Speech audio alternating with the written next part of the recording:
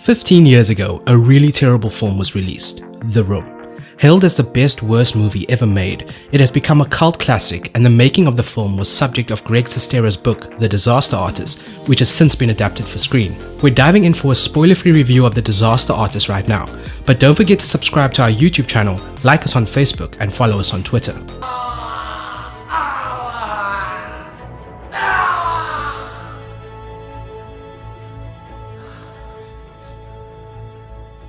Thankfully, The Disaster Artist isn't as poorly shot as The Room, but cinematographer Brandon Trost used a lot of practical lighting techniques, as you would see on an amateur production. Using handheld camera work was essential for the documentary aesthetic that really amplified the realism of the story. An impressive aspect of the film was when they recreated scenes from The Room, matching it as closely as possible, not just in terms of character movement and set design, but also the quality of the analog film, layering film grains for the desired effect. I did not hit her. True. It's not true. It's bullshit. It's bullshit. I did not hit her. I did not. Oh, hi, Mark. Oh, hi, Mark.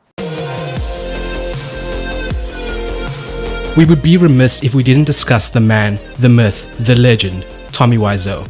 With the real-life Tommy giving the script his stamp of approval, it was up to James Franco to bring him to life, which he did quite brilliantly.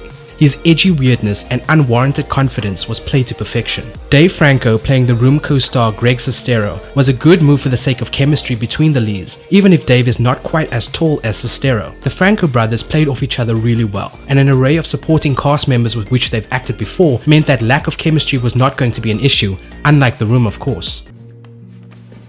The rules to the club are simple. Work hard. Show on time. Try not to fall asleep. Hollywood reject us, we do it on our own. This film is a love letter to the original film, which is so much more than a movie about making a movie. As cliche as it sounds, it's about doing whatever it takes to make your dream a reality, even when doors are constantly being slammed in your face. Okay, Tommy, just because you want it doesn't mean it can happen, okay? It's 1 in a million, even if you have Brando's talent. It's not gonna happen for you, okay? Although some portions of the script were altered for the dramatic retelling of the narrative, it was done in this way to depict a story of overcoming challenges and persevering through it all, even if the results are terrible.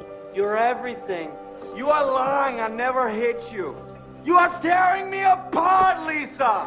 Why are you so hysterical? You understand why? Do you? Having seen The Room first, I truly appreciated The Disaster Artist. Unfortunately, it didn't get as many nominations at the Oscars because of the controversy involving the star of the film, but it definitely won me over. This film is a disaster piece worthy of your time and gets an 8 out of 10 from us.